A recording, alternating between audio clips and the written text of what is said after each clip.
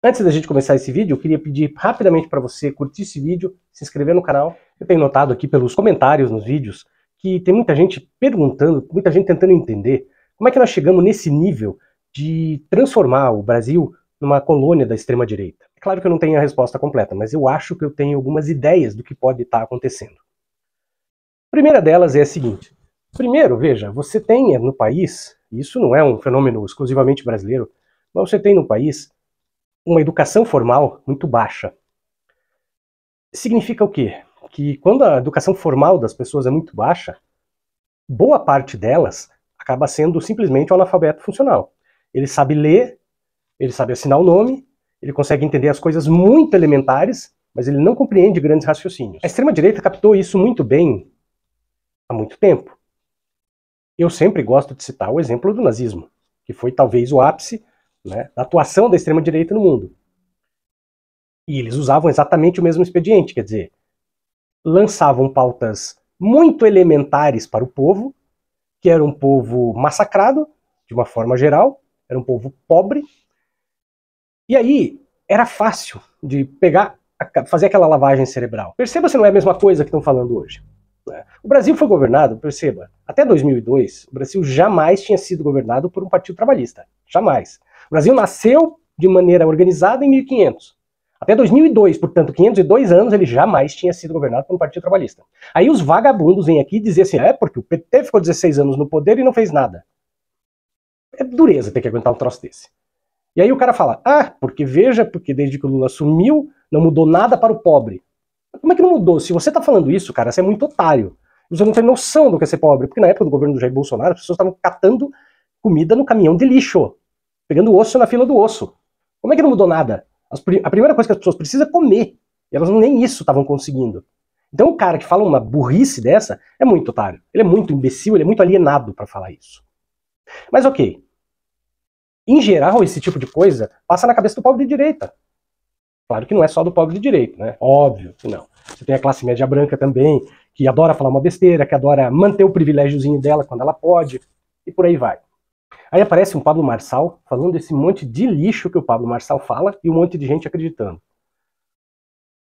É curioso, né, que você veja as pessoas acreditando porque não é só o pobre de direita que acredita, você tem a classe média de direita que acredita, você tem os evangélicos que acreditam. É uma lavagem cerebral completa. Agora veja, a base é sempre a mesma, a pauta fácil.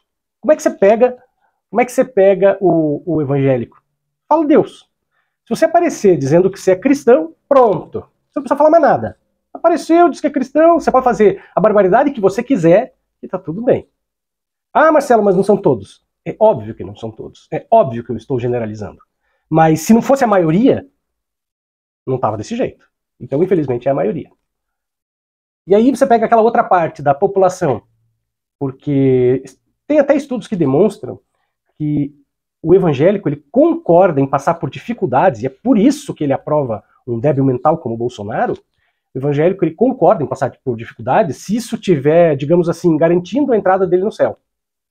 Porque afinal de contas o Bolsonaro é cristão, entre aspas. Tem diversas pesquisas demonstrando isso.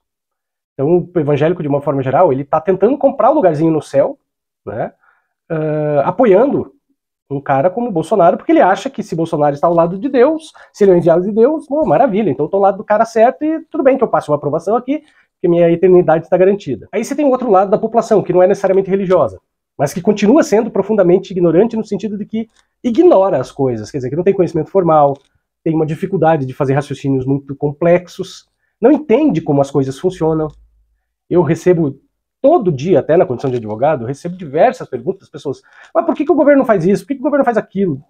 Sabe? Coisas que o governo não pode fazer. Então, perceba, é muito fácil você enganar o cara. Então você pode fazer o que você quiser.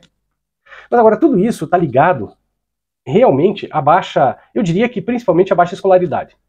Mas é errado dizer que só em razão da baixa escolaridade que o cara vai para a extrema-direita. Porque se fosse assim, não tinha rico de extrema-direita, não tinha classe média de extrema-direita. E tem. E eu diria que é o que mais tem. Então, a esquerda, ela acaba sendo complexa demais. E isso dificulta a aproximação com o povo. Eu não sou das pessoas que acham que a pauta identitária é um problema. Tem muita gente que fala isso. Não, a pauta identitária ela é necessária, mas ela é um problema porque ela afasta as pessoas, né, do governo, no caso do governo de esquerda e tudo mais, porque ela é complexa, a pauta é complexa demais, é muita gente querendo muito direito. Sim, é verdade, é muita gente querendo muito direito, até porque essas pessoas têm direitos. A única coisa que eu não concordo em razão disso, da questão da pauta a pauta identitária, é quando as pessoas massacram o governo porque não conseguiu atender aquilo que aquela categoria queria. Bom, você tem aquela categoria, mas tem um monte de outras também querendo. Então você tem que governar, estabelecer prioridades. Né? Quem entende de política sabe disso, sabe quem falou essa frase. Então perceba, é necessário você saber o seguinte, bom, tudo bem, eu tenho aqui um direito que eu preciso receber, mas tem outro ali que está muito mais na frente, que está muito mais em perigo. É verdade, por outro lado, que queira ou não, o excesso de pautas transforma a luta muito complicada. Por quê? Dividir para conquistar. Sun Tzu já dizia isso na Arte da Guerra. Quando você tem um inimigo e você fragmenta o exército desse inimigo, é muito mais fácil de você conquistar esse inimigo. Ao passo que se o exército do cara está coeso, é muito mais difícil. No começo, a esquerda brasileira ela atuava essencialmente em razão, primeiro, lá atrás da ditadura, da libertação da ditadura e da pauta econômica. Então você tinha, assim, democracia e economia. É muito fácil de entender isso. É muito fácil. Democracia, poder votar, poder ser votado, poder falar o que quiser, e não ser preso, e nem torturado, e nem morto por causa disso. E economia, uma economia decente, salários bons, salários minimamente razoáveis. Era básico. Agora note como a extrema-direita, ela faz isso muito facilmente. Ela coloca 2 ou 3 assuntos. Deus, pátria e família. Pronto, acabou. Deus, pátria e família. Deus, porque todo mundo tem medo de ir pro inferno. Pátria, né? Aquela coisa insossa do que será pátria. As pessoas não sabem. Tanto é verdade que não tem ideia do que é pátria, que vão pra rua com a camisa da CBF. O que é a CBF? A coisa mais podre que pode existir dentro do país é a CBF, mais corrompida que pode existir. O que isso tem a ver com pátria? Mas eles associam. E família, que é o conjunto original onde essas pessoas se reúnem. Família, todos nós temos uma família de uma forma ou de outra. Agora, outra coisa que eu já disse em um outro vídeo, que é importante salientar nesse momento específico, é como a extrema-direita ela é insaciável, porque a partir do momento que se abriram as portas do inferno para os anseios da extrema-direita, eles perceberam que eles não precisam ter receio de pedir e pleitear. E eles estão fazendo isso. A partir do momento em que um dos ícones deles já não oferece mais nada, como é o caso do Jair, eles largaram o Jair pela estrada, o que é ótimo, porque foi exatamente o que o Jair sempre fez com os correligionários dele, e na primeira oportunidade o cara largava eles na estrada. Largaram o cara e trocaram pelo Marçal. E a partir do momento que o Marçal também for inviável, eles vão trocar por outro. Mas basta alguém aparecer rapidinho dizendo, opa, não teve aqui em Curitiba aquela candidata, Cristina Gremel, que era da Gazeta do Povo, aquele jornalzinho nazifascista que tem aqui na nossa cidade. Ela participou de um dos debates dizendo assim, quero deixar claro que eu sou a única pessoa de direita desta sala. Pronto, bastou.